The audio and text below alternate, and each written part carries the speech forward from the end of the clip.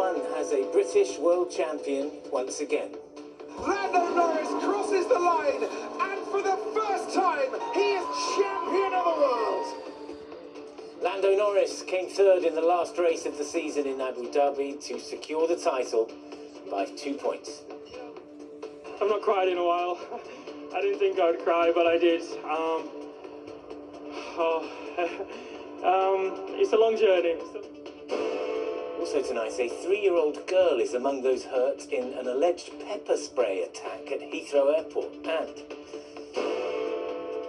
the government's new scheme, which will take away benefits for young people if they turn down work.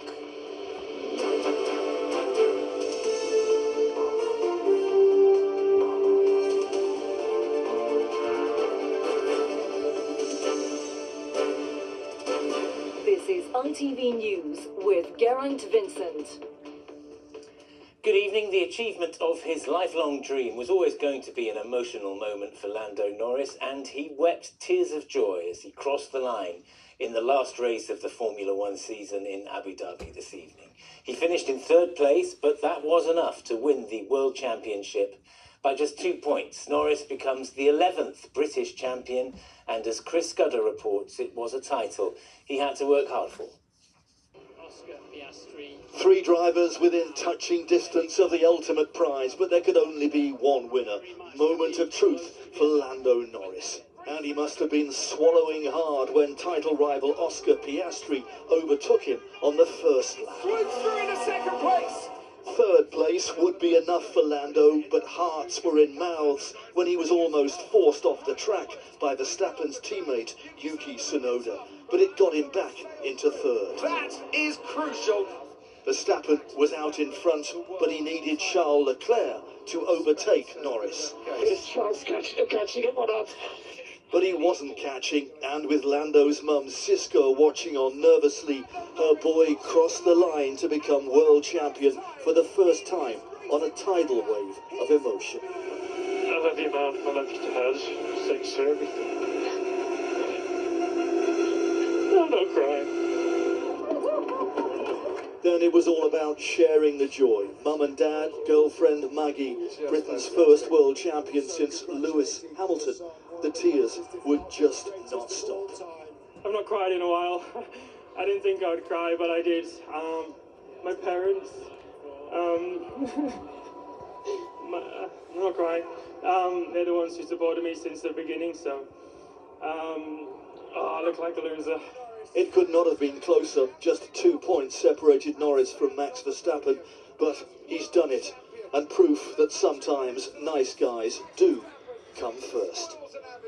Chris Scudder, ITV News. 5 people were taken to hospital, and a 3-year-old girl was treated at the scene after an alleged pepper spray attack in a multi-storey car park at Heathrow Airport this morning. A 31-year-old man has been arrested. Saba Chowdhury is here. Saba, do we know anything about what this was about? Well, armed police and emergency services were called to Heathrow Terminal 3's multi-storey car park at about 8:10 this morning. Police understand that a group of 4 men robbed a woman's suitcase in a lift, a woman potentially known to them, they said, and that they allegedly sprayed a substance considered to be something like pepper spray in her direction, and in doing so injured others in the process. Around 21 people were treated at the scene, including a 3-year-old girl. We also know that 5 people were taken to hospital but are not considered to be in a life-threatening way. Now, we spoke to one man who saw it all unfold. It was a little scary at first because there was a moment where there were about 20 police with guns out, and I asked what was going on, and they said, there's been an attack. And when you hear that, you think, okay, like, this is it. Now, details are still emerging, but what we do know is that police have, this morning, in fact, arrested a 31-year-old man on suspicion of assault, and a manhunt is currently underway for the other men allegedly involved. Okay, Saba, thank you. A fire at a nightclub in the Indian state of Goa has killed 25 people. Authorities say the fire was caused by a gas cylinder blast. Most of the dead were the club's kitchen workers. The nightclub's manager has been arrested and an arrest warrant for the owner has been issued. Talks will resume in London tomorrow, aimed at trying to reach a peace agreement in Ukraine. Russian attacks have killed at least 3 people in Ukraine. In the last 24 hours, Kiev has accused Russia of trying to cripple the Ukrainian power grid and deny civilians access to heat, light and running water for a 4th consecutive winter.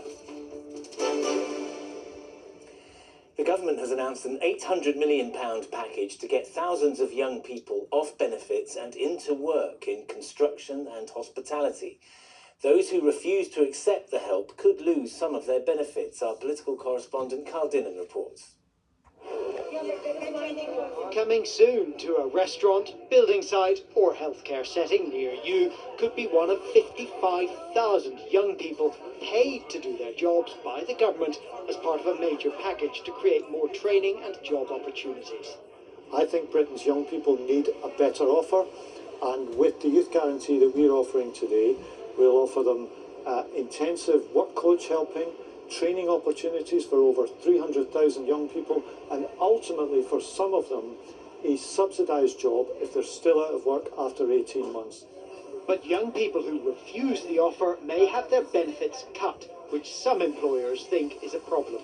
This is very unique. This is my family recipe. Author, chef and restaurateur Asma Khan is one of those yet to be convinced. Is this the right way to get young people into work? No, not at all. This cannot be a punishment posting because they want to reduce the amount of benefit they're paying. It hurts even more because we have been punished as well by increased taxation, the fact that our national insurance contribution has gone up. There is no place to hide now for all of us in hospitality. Opposition politicians agree the real problem is heavier tax on businesses. What the government is doing is, with their tax rises and policies, destroying real jobs that businesses want to employ people for but can't afford to, and then using the taxes that they've put on those businesses to then pay for government-created jobs. To me, that is just absurd.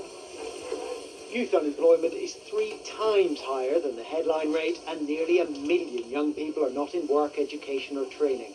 So whether or not the government has got the right recipe, that's a growing problem for everyone. Carl Dinnan, ITV News.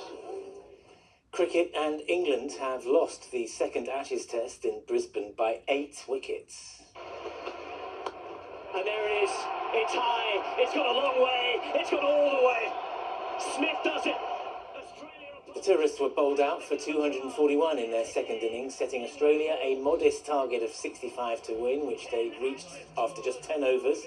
Batsman Steve Smith got the home side across the line with a 6. England now have it all to do, trailing 2-0 in the 5-match series. That's all for now. We'll be back with the late news after the I'm a Celebrity final, just after 10:30.